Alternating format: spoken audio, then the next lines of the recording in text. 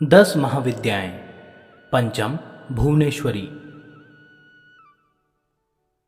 देवी भागवत में वर्णित मणिद्वीप की अधिष्ठात्री देवी हल्लेखा, ह्रीं मंत्र शक्ति की स्वरूपा शक्ति और सृष्टि क्रम में महालक्ष्मी स्वरूपा आदिशक्ति भगवती भुवनेश्वरी भगवान शिव के समस्त लीला विलास की सहचरी हैं। जगदम्बा भुवनेश्वरी का स्वरूप सौम्य और अंग कांति अरुण है।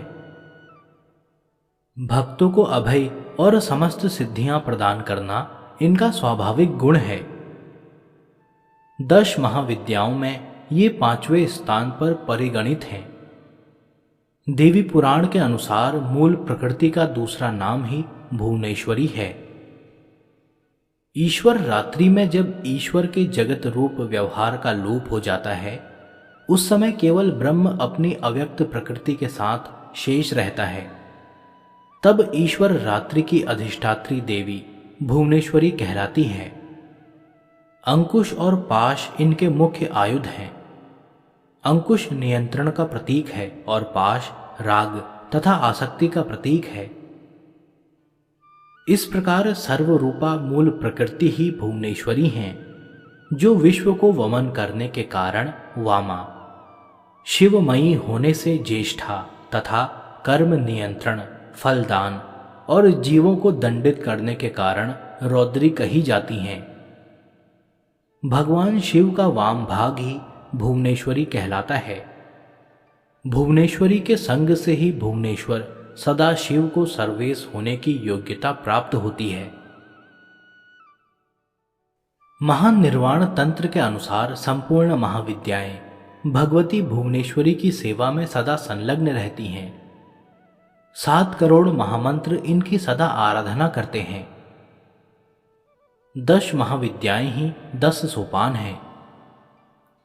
काली तत्व से निर्गत होकर कमला तत्व तक की 10 स्थितियां हैं, जिनसे अव्यक्त भुवनेश्वरी व्यक्त होकर ब्रह्मांड का रूप धारण कर सकती हैं तथा प्रलय में कमला से अर्थात व्यक्त जगत से क्रमशः लय होकर काली रूप में मूल प्रकृति बन जाती हैं।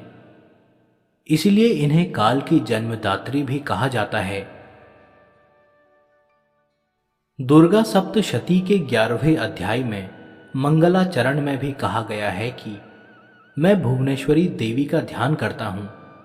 उनके श्री अंगों की शोभा प्रातः काल के सूर्य देव के समान अरुणाभ है। उनके मस्तक पर चंद्रमा का मुकुट है। तीनों नेत्रों से युक्त देवी के मुख पर मुस्कान की छटा छाई रहती है। उनके हाथों में पाश, अंकुश, वरद एवं अभय मुद्रा शोभा पाते हैं। इस प्रकार वह नील तंत्र की यह धारणा पुराणों के विवरणों से भी पुष्ट होती है कि प्रकार अंतर से काली और भुवनेशी दोनों में अभेद है। अव्यक्त प्रकृति भुवनेश्वरी ही रक्तवर्णा काली हैं। देवी भागवत के अनुसार दुर्गम नामक दैत्य के अत्याचार से संतप्त होकर देवताओं और ब्राह्मणों ने हिमालय पर सर्व कारण स्वरूपा भगवती भुवनेश्वरी की ही आराधना की थी। उनकी आराधना से प्रसन्न होकर भगवती भुवनेश्वरी तत्काल प्रकट हो गई। वे अपने हाथों में बाण, कमल पुष्प तथा शाक मूल लिए हुए थी। उन्होंने अपने नेत्रों से अश्रु जल की सहस्त्रों धाराएं प्रकट की।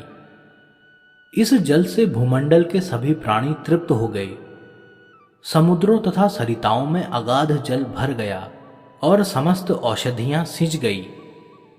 अपने हाथ में लिए गए शाकों और फल मूल से प्राणियों का पोषण करने के कारण भगवती भुवनेश्वरी ही शताक्षी तथा शाकंभरी नाम से विख्यात हुई। इन्होंने ही दुर्गम असुर को युद्ध में मारकर उसके द्वारा अपहृत वेदों को देवताओं को पुनः सौंपा था। उसके बाद भगवती भुवनेश्वरी का एक नाम दुर्गा प्रसिद्ध हुआ। भगवती भुवनेश्वरी की उपासना पुत्र प्राप्ति के लिए विशेष फलप्रदा है। रुद्र यामल में इनका कवच, नील सरस्वती तंत्र में इनका हृदय तथा महातंत्र अर्णव में इनका सहस्त्र नाम संकलित है।